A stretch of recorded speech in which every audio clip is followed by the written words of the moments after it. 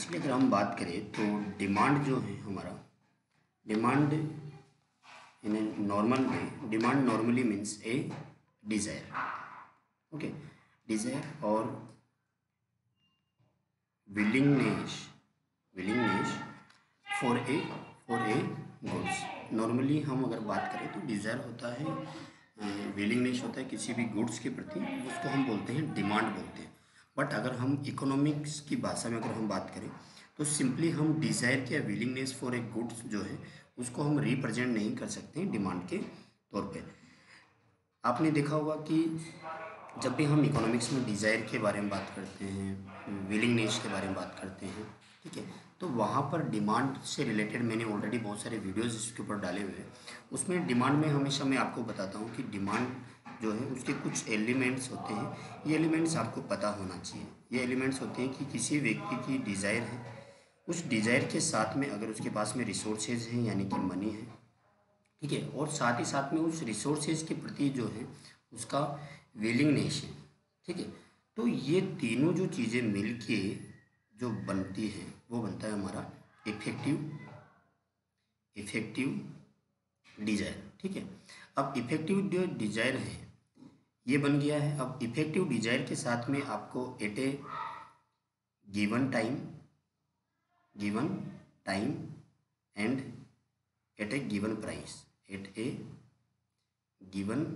Price, ये दो element जो हैं इसके साथ में और अटैच होंगे। यानी अपार्ट फ्रॉम द डिज़ायर और willingness, consumer should be able to buy the goods at a given time and at a given price. बात समझ पा रहे हैं? यानी कि डिमांड जो है, मैं अगर इसको सिंपली इसको डिफाइन करूं तो most specially demand is defined as a schedule that show the amount of a product और service the consumer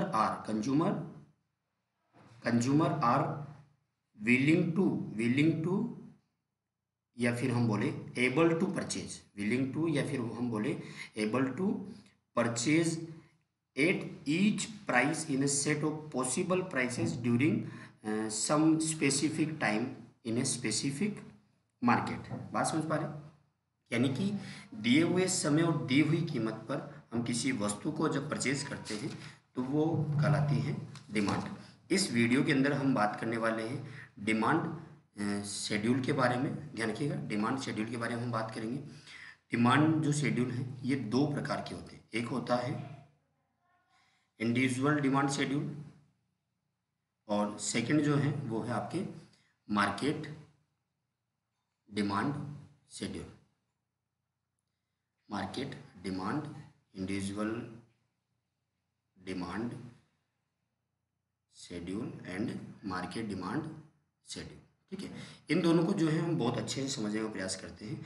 individual demand schedule में आप देखिए the various quantity of a commodity, various quantity of a commodity, various quantity of a commodity that a consumer should be willing to purchase at all possible prices in a given market. हम बात करें यहाँ पे particular किसी एक individual consumer के बारे में। The various quantity of a commodity that a consumer would be willing to purchase at all possible prices in a given market at a given point in time, other things remaining equal is called individual demand schedule. यानी कि किसी भी एक particular individual जो consumer है उसके द्वारा market की दी हुई प्राइस और दिए हुए किसी एक निश्चित समय पर जब भी किसी भी वस्तु की जो वेरियस क्वांटिटी परचेज की जाती है, ठीक है, तो जब हम उनको लिस्ट करते हैं तो वो कहलाती है हमारी इंडिविजुअल डिमांड शेड्यूल, ठीक है। वो मतलब एक तरह से आप देखिए सिंपली, और इसको सिंपल करने का प्रयास करते हैं हम कि individually demand schedule is merely A list of prices together, merely a list of prices together with the quantities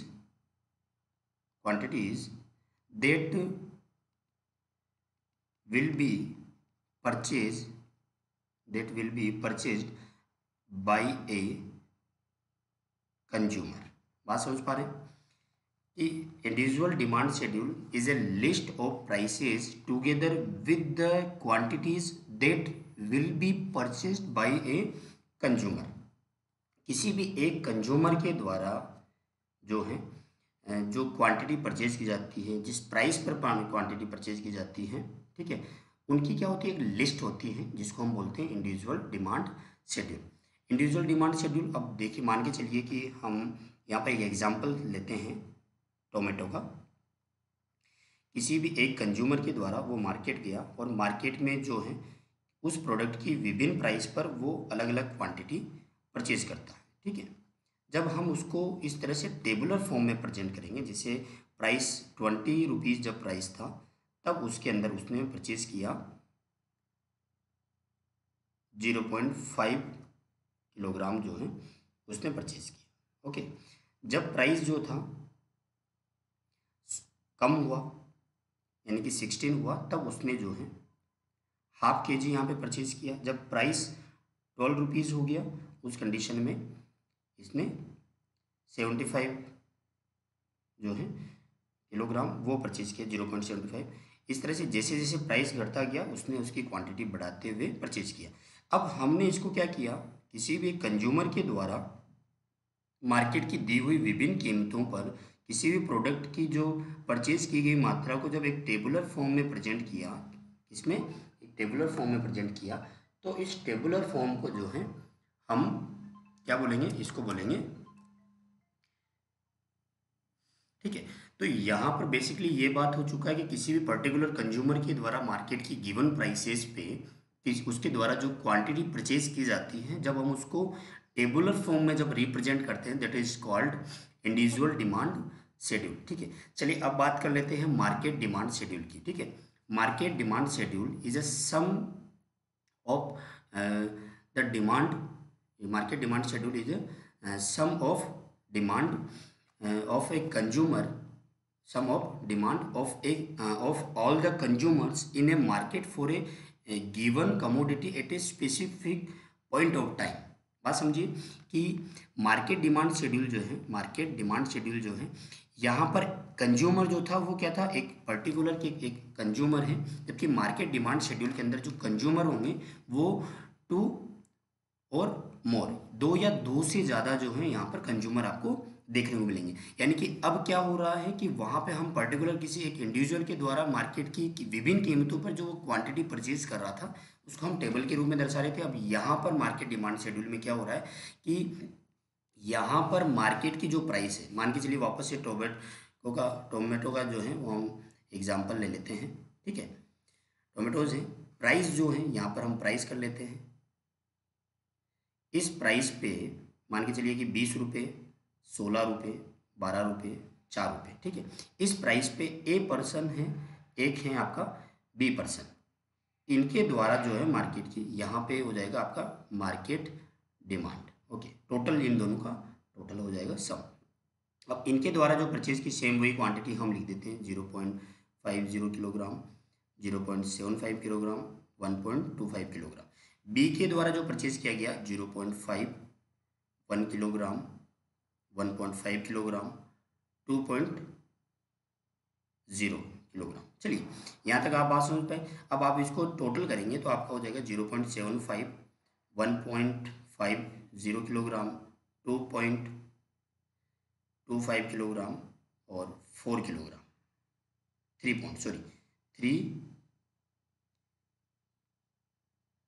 1.1, okay, 2.5, चलिए यहाँ पे हो जाएगा आपका 3.25 किलोग्राम। अब यहाँ पे देखिए, यहाँ पे पर्टिकुलर हम जो बात कर रहे हैं वो कर रहे हैं कि यहाँ पे 2 ऐसे कंज्यूमर हैं जिनके द्वारा मार्केट की जो प्राइस है उस प्राइस पर जो अलग अलग क्वांटिटी परचेज किया जाए, हम जब उसको टेबल फॉर्म में डालते हैं, उसका जब सम करते हैं तो ये जो होता है ये कहलाता है आपका मार्केट डिमांड शेड्यूल। यानी कि market demand schedule is a sum, market demand schedule is a sum of the demand of all consumer in a market for a given commodity at a specific period of time. Assume that in a market there is only 3 consumer A and B, A and B with individual demand schedule, with individual demand schedule is represented in the tabular. It look the table indicate the different pair of quantities and price relation. Understood? यानी कि हम जो है इस table में देख पा रहे हैं कि अलग अलग तरह का जो है यहाँ पर हमें कॉम्बिनेशन रिलेशन जो है वो देखने को मिल रहा है, लेकिन जब हम इसका टोटल करेंगे तो वहाँ से हमें जो प्राप्त होगा और जब हम इसको ग्राफ के रूप में डालेंगे तो वहाँ से क्या हो जाएगा, जब हम इंडिविजुअल डिमांड शेड्यूल को जब ग्राफ के रूप में रिप्रेजेंट करेंगे तो वो कहलाएगा इंडिविजुअल डिमांड कर्व। ठीक है, और अगर वही होगा कि इंडिविजुअल डिमांड शेड्यूल को हम जब ग्राफ के रूप में प्रदर्शित करेंगे तो वो कहलाएगा हमारा इंडिविजुअल डिमांड कर्व। अंडरस्टूड? ये दो चीज़ें यानी कि कर्व और शेड्यूल में क्या होगा, when we represent individual demand schedule in a graphical form it is called individual demand curve. Okay, किस तरह से, एक तरह से आपका प्राइस हो जाएगा, इधर आपका प्राइस, इधर आपका quantity. Okay, individual demand schedule में क्या हो जाएगा कि जब हम इसको ग्राफ के रूप फॉर्म में प्रदर्शित करेंगे तो वो क्या कहलाएगा, वो कहलाएगा आपका मार्केट डिमांड कर्व। ध्यान रखिएगा, जब हम मार्केट डिमांड कर्व बनाते हैं तो हमें पहले इंडिविजुअल डिमांड यानी कि ए का अलग से बनाना पड़ेगा, बी का, यानी कि ये जो है मार्केट डिमांड कर्व बनाने से पहले आपको इंडिविजुअल ए के लिए बनाना पड़ेगा, आपको इसके अलावा बी के लिए बनाना पड़ेगा, और थर्ड नंबर पे जो है आपको इस तरह से मार्केट डिमांड कर्व बनाना पड़ेगा। चलिए, वीडियो खत्म करने से पहले जो है आपको मैं थोड़ा सा जो है ऑटोनोमस डिमांड और ड्राइवर्ड जो डिमांड होती है इसके बारे में जो है समझ लीजिए। ये कई बार एग्जाम में जो है आपसे पूछा जा सकता है।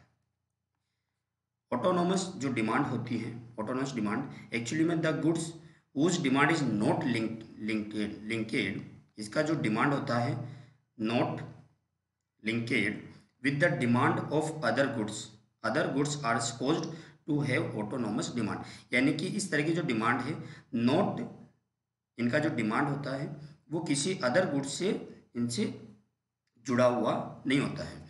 The autonomous demand whose demand is not linked with the demand of other goods are supposed to have autonomous demand. चलिए, ये बात आपको क्लियर होगी। चलिए, अब इसका एक एग्जांपल आप लेंगे तो एग्जांपल में आज समझ पाएंगे कि जितनी भी कंज्यूमर गुड्स होती है वो सब क्या होती है, ऑटोनोमस डिमांड होती है। ये इसकी ऑटोनोमस जो गुड्स होती है वो सब क्या है, इसके एग्जाम्पल होते हैं। यानी कि इन जो गुड्स हैं इनकी जो डिमांड है ये डिमांड किसी और जो वस्तु है उसकी डिमांड से जुड़ी हुई नहीं होती है। जबकि ड्राइव्ड जो डिमांड होती है, इस तरह की ड्राइव्ड डिमांड जो होती है इसमें क्या होता है कि कोई भी सर्टेन जो गुड्स हैं, certain goods is related with the demand for other goods। बात समझ पा रहे हैं? यानी कि ये पर्टिकुलर कोई भी ऐसी गुड्स हैं तो वो उसकी वजह से दूसरी वस्तु की जो है उसकी डिमांड भी जो है होती है, यानी which is called derived demand which goods related with the demand for other goods. ठीक है, जैसे हम एग्जाम्पल की अगर हम बात करें तो एग्जाम्पल में हम ले सकते हैं, जैसे फर्टिलाइज़र है, फर्टिलाइज़र हो गया। इसके अलावा अगर बात करें पेस्टिसाइड्स जो हो गए, तो ये क्या है, ये ड्राइवर्ड डिमांड है, यानी कि for it is linked with the demand for agriculture products. यानी कि फर्टिलाइज़र जो हैं, ठीक है, ये जो हैं इनके द्वारा ये किससे जुड़े होते हैं, related with to get produce agriculture commodities. ठीक है, तो यहाँ पर क्या हो रहा है, अब सिंपल से आप देखेंगे तो ऑटोनोमस जो डिमांड है, ठीक है, तो ऑटोनोमस डिमांड में जो है विच आर डिमांडेड दैट ओंट सेक है ऑटोनोमस डिमांड, उनका खुद के लिए होता है, किसी अदर गुड्स जो हैं उसके लिए इनका कोई लिंक्ड नहीं होता है। बट अगर हम बात करें डाइवर्ट डिमांड की, तो while the good that have required to produce other goods have derived demand. बात समझ पा रहे होंगे आप? ठीक है, अभी आपने देखा इंडिविजुअल डिमांड शेड्यूल देखा, मार्केट डिमांड शेड्यूल देखा, ऑटोनोमस डिमांड शेड्यूल के बारे में हमने जाना। अब हम जो नेक्स्ट वीडियो लेके आएंगे उसके अंदर हम काइंड्स ऑफ डिमांड की अगर बात करें, यहाँ पर भी मैं थोड़ा सा आपको बता दूं कि काइंड्स ऑफ डिमांड के अंदर आपकी प्राइस डिमांड होती है, इनकम डिमांड होती है और क्रॉस डिमांड होती है। प्राइस डिमांड की थोड़ा सा इसको अपन देख लेते हैं इसको। प्राइस डिमांड, डिमांड्स के जो काइंड्स होते हैं, एक तो होती है प्राइस डिमांड, एक होता है आपका इनकम डिमांड, एक होता है आपका क्रॉस डिमांड। बेसिक्स है, सिंपल सा आपको ध्यान में रखना है। प्राइस डिमांड क्या होती है? Price demand the various quantity of a goods और services that a consumer would be willing to purchase at all possible prices in a given market at a given point of time, other things remaining constant.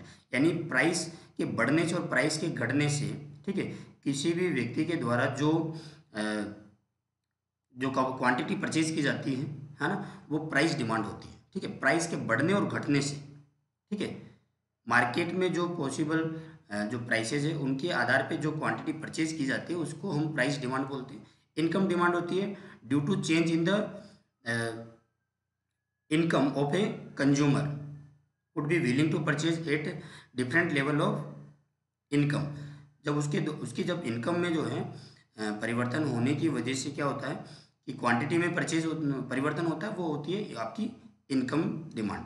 इसके अलावा अगर हम बात करें cross demand की, तो cross demand में क्या होता है? It refer to various quantity of a goods and services that consumer would be willing to purchase not due to change in the price of a commodity under consideration but due to change in the price of a related goods. यानी कि cross demand में उस जिस चीज़, मान के चलिए किसी एक आप चाय पी रहे हैं, चाय जो है उसकी प्राइस में कोई परिवर्तन नहीं हुआ है, लेकिन कॉफ़ी की प्राइस में परिवर्तन हो चुका है, यानी प्राइस कम हो गया। तो उस वजह से क्या होगा कि कंज्यूमर जो है अब चाय की तुलना में कॉफ़ी पीना पसंद करेगा। ठीक है, तो यानी कि not due to change in the price of a tea but due to change in price of a coffee.